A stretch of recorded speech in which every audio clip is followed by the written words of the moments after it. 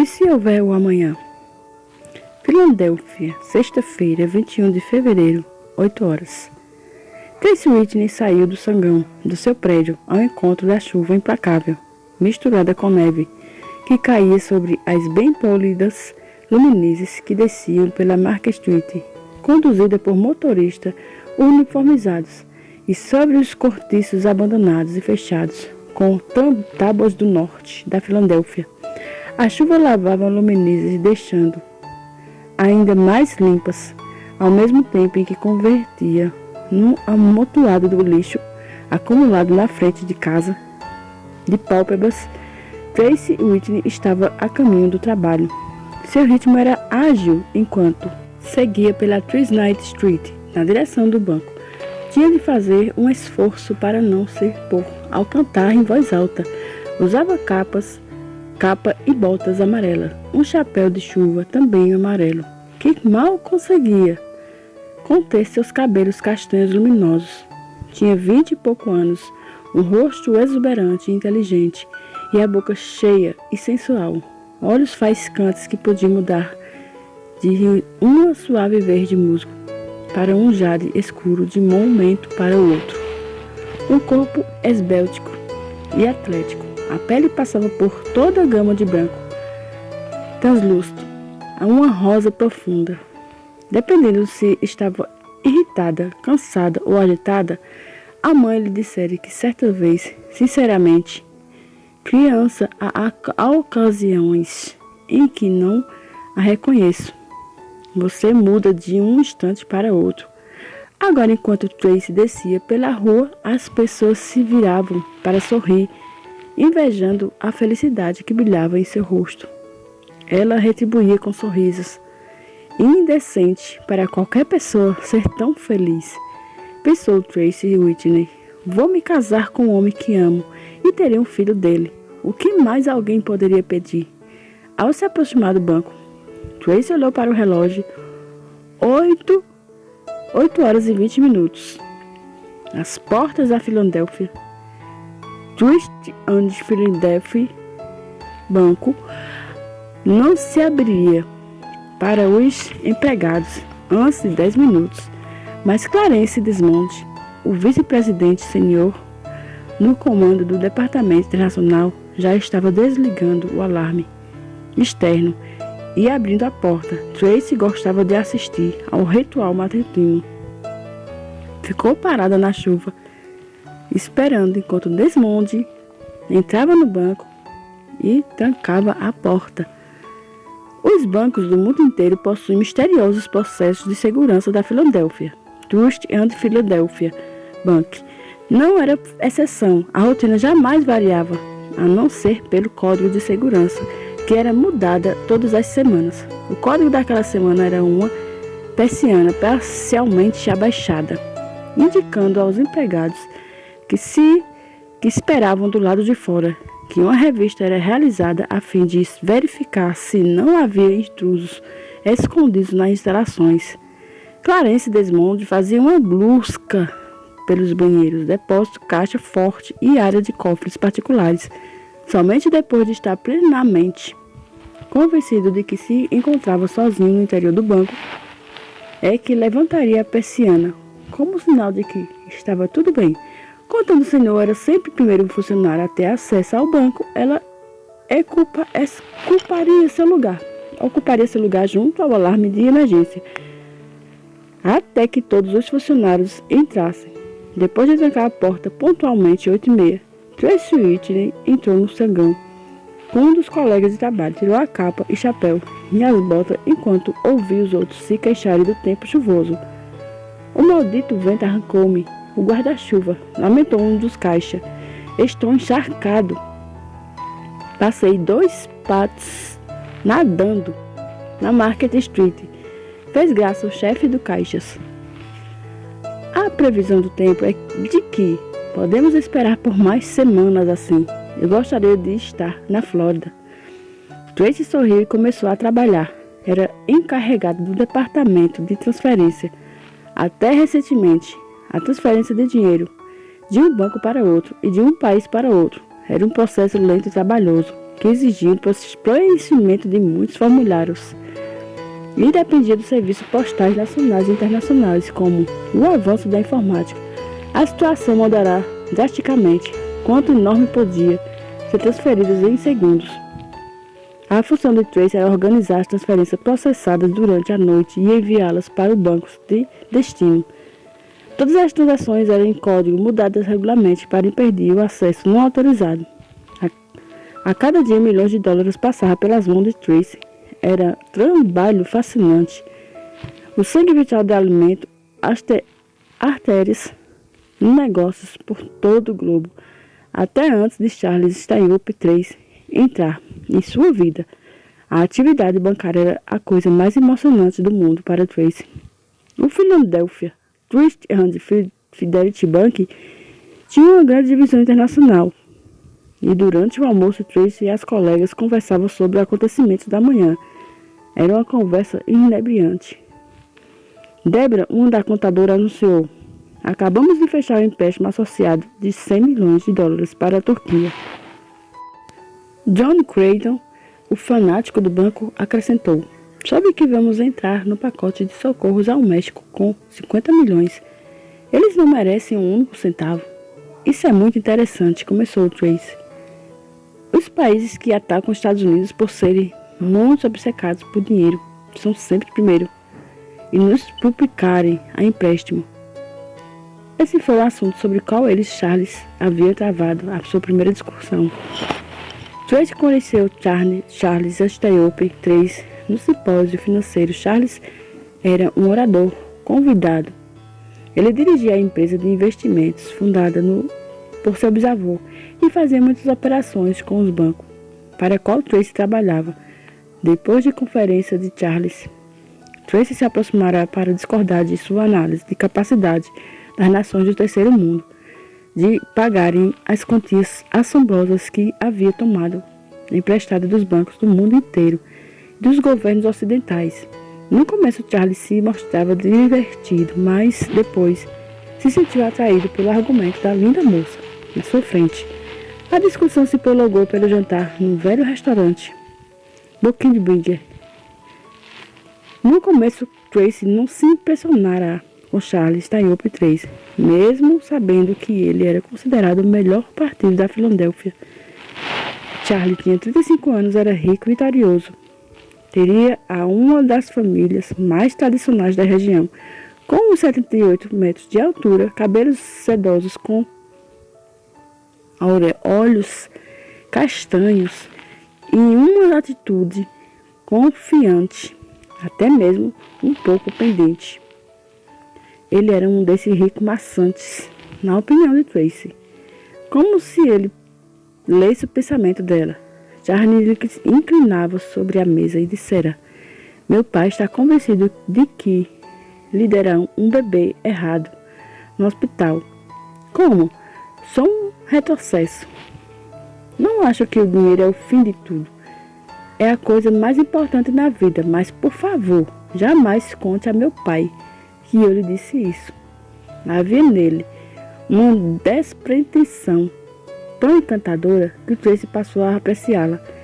Imagino como seria estar casada com alguém assim, um homem de alta sociedade. O pai de Tracy levava a maior parte de sua vida para construir um negócio. Os Stayop achariam insignificante. Whitney jamais se misturaria, pensará ela. Óleo e água e os Stayop são óleo e água, não se misturam. E por que estou reagindo como um idiota? É ego demais. Um homem me convida para jantar e já estou decidindo se quero ou não me casar com ele. Provavelmente nunca mais tornaremos a nos encontrar. Charles estava dizendo nesse instante: por acaso está livre para jantarmos de novo amanhã? Bom, a Filadélfia era uma cidade espetacular. Durante as noites de sábado, Tracy e Charles iam ao balé, assistiam Ricardo Muti conduzir a Sinfonia da Filadélfia, exploravam Newmarket e vários outros lugares. Tracy parará um dia diante da estátua do Pensador, olhará para Charles e sorrir. É você? Charles não se interessava por exercício, mas Tracy adorava. Assim, pelas manhãs de domingo, ela corria pela cidade, num passeio que a acompanhava no rio. Nas tardes de sábados, frequentavam a aula de Tai Chi Chuan. Depois de uma hora de exercício exausta, mas exultante, iam se encontrar com Charles no apartamento dele. Ele era um cozinheiro gourmet e gostava de preparar pratos esotéricos, como bistila marroquina e vários entre outros, bolinhos de massas e carnes. Charles era a pessoa mais meticulosa que Tracy já tinha conhecido. Certo dia ela chegará atrasada 15 minutos para o jantar.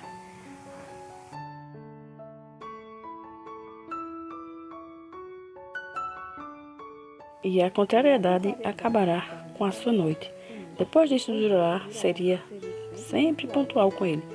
Tracy tinha muito pouca experiência sexual, mas lhe parecerá que Charlie fazia da mesma maneira como levava a sua vida, meticulosamente, sempre de maneira conveniente.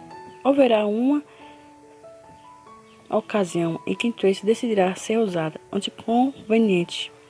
Charlie ficará tão chocado que chegou a se perguntar se ela não era uma maníaca sexual. A gravidez foi inesperada. Quando aconteceu, Tracy se descobrirá dominada pela incerteza. Charles não levava a questão do casamento, e ela não queria que ele sentisse na obrigação de se casar por causa do bebê. Não tinha incerteza se poderia enfrentar um aborto, mas a alternativa era uma opção igualmente angustiante. Poderia criar um filho sem a ajuda do pai. Isso seria justo com a criança? Uma noite depois do jantar, Tracy resolverá dar notícia a Charles. Preparará um caçolete para ele e seu próprio apartamento, mas acabará deixando queimar de tanto nervosismo. Ao pôr a carne chamuscada na mesa, ela esquecerá o discurso cuidadosamente. Ensaiando, balbuciará desordenadamente. Sinto muito, Charles. Charles, eu estou grávida. Haverá um silêncio, insuportavelmente, prolongando. Quando Tracy já está prestes a rompê-lo, Charles disserá: vamos nos casar, é claro. Tracy experimentará uma sensação de grande alívio. Não quero que você pense que eu não precisa se casar comigo por causa disso. Ele levantará a mão para impedi-la de continuar. Quero me casar com você. Tenho certeza que será uma esposa maravilhosa. E um instante depois acrescentará, falando bem devagar: é claro que meu pai e minha mãe ficarão um tanto surpresos. Charles sorriu e a beijava. Tracy indagará suavemente: por que eles ficarão surpresos? Charles suspirará. Querida, creio que você não compreende em que está se metendo. Os Styopes sempre se casam. E saiba que estou usando aspas. Com sua própria espécie. Com famílias tradicionais da Filadélfia. E já lhe escolherá uma esposa. Adivinha, Tracy. Charles a tomará nos braços. Isso não tem a menor importância. O que conta é quem eu escolhi. Jantaremos com a mamãe e o papai na próxima sexta-feira. Já é tempo de você conhecê-los. Quando faltava 5 minutos para as 9 horas, Tracy percebeu uma diferença no nível de ruído no banco. Os empregados passavam a falar um pouco mais depressa, a se movimentar um pouco mais rápido. As portas do banco seriam abertas dentro de 5 minutos e tudo tinha de estar pronto. Pela janela de frente, Tracy podia ver os clientes em fila na calçada lá fora, esperando sob a chuva fria. Tracy observava enquanto o guarda do banco distribuía fichas de depósito. Os clientes regulares recebiam fichas de depósito com um código pessoal magnético. Assim, cada vez que se efetuava um depósito, o computador acreditava automaticamente na conta apropriada, mas frequentemente os clientes apareciam sem suas fichas de depósito e preenchiam o modelo comum. O guarda levantou os olhos para o relógio da parede enquanto o porteiro das horas se aproximava do 9. Ele encaminhou para a porta de modo solene e destacou a experiência. O banco começará. Durante as horas sequentes, haveria uma confidência. Tracy se manteve ocupada demais para pensar em qualquer outra coisa. Cada transferência tinha que ser conferida e Tracy mal sabia o que tinha acontecido com a sua mãe. Aproveitava a hora do almoço para ir ao salão, fazer o cabelo, e tinha uma hora marcada no Hailey Esther. Ele cobrava caro, mas valia a pena, pois ela queria que os pais de Charles a conhecessem em sua melhor aparência. Tenho certeza de que eles vão gostar de mim. Não me importo com quem escolherem para Charles, pensou Tracy. Ninguém pode fazer Charles tão feliz quanto eu farei. Às 23, quando Tracy pegava a sua capa, Clarence Desmond convocou o seu gabinete. Desmond era a própria imagem de um executivo importante de um banco. Se fizesse comerciais de televisão, ele seria o porta-voz do prefeito. Vestia-se de modo conservador, com um ar de autoridade sólida, e a antiquada aparecia uma pessoa em que se podia confiar. Sente-se, Tracy. Ele se orgulhava de qualquer que conheceu o primeiro nome de cada empregado. Um tempo horrível, não é mesmo? É sim, mas as pessoas ainda precisam cuidar dos seus problemas bancários, Desmond. Esgotará todo o seu estoque de conversa amena. Inclinou-se sobre a mesa e acrescentou: soube que você e Charles Stayop... Tracy ficou surpresa. Ainda não anunciamos. Como? Desmond sorriu. Qualquer coisa que os Stayop fazem é notícia. Estou muito feliz por você. Presumo que voltará a trabalhar conosco, depois da lua de mel. É claro, não gostaríamos de perdê-la. Você é uma das nossas funcionárias mais valiosas. Charles e eu conversamos a respeito e concordamos que eu seria mais feliz se continuasse a trabalhar aqui. Desmond sorriu. Satisfeito, Stayop e Sons eram uma das casas de investimentos mais importantes na comunidade financeira e seria maravilhoso se tivesse sua conta exclusiva. Para a sucursal que dirigia, ele recostou na sua cadeira. Quando volta da lua de mel, Tracy haverá uma boa promoção à sua espera, assim como um aumento substancial. Puxa, obrigada. Isso é sensacional. Ela sabia que merecia e experimentou um sentimento de orgulho. Ficou ansiosa em contar a Charles que parecia a Tracy que os deuses a conspiravam para fazer tudo o que podia para inundá-la de felicidade. Os pais de Charles Stayop e Tracy viviam numa mansão antiga e imponente na Richrose Square. Era um marco na cidade pelo qual Tracy passava muitas vezes e agora pensou ela. Vai se tornar uma parte da minha vida. Ela estava nervosa, seu lindo penteado sucumbirá à umidade no ar. Trocará de vestido 4 vezes. Deveria se apresentar com uma simplicidade, formalmente. Tinha um site que comprava com suas economias. Se eu usar, eles pensarão que sou esbanjadora. Por outro lado, se por ser algum dos meus vestidos de liquidação da Post Rones, eles pensarão que o filho está casando com alguém de sua classe. Ora essa.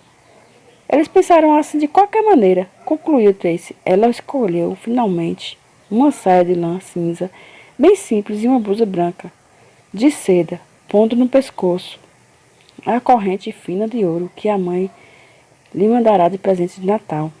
A porta da mansão foi aberta por um mordomo de Libre. Boa noite, senhora Whitney. O mordomo sabe meu nome? Pensou Tracy. Isso é muito bom. Um mau sinal? Posso ajudá-la a tirar o casaco? De sua roupa escorria água de um lindo tapete persa. O mordomo conduziu por um hall de mármore que parecia 2 vezes maior do que todo o banco. Tracy pensou, em pânico. Oh, Deus, estou completamente mal vestida. Deveria ter usado o Ives de Saint Laurent.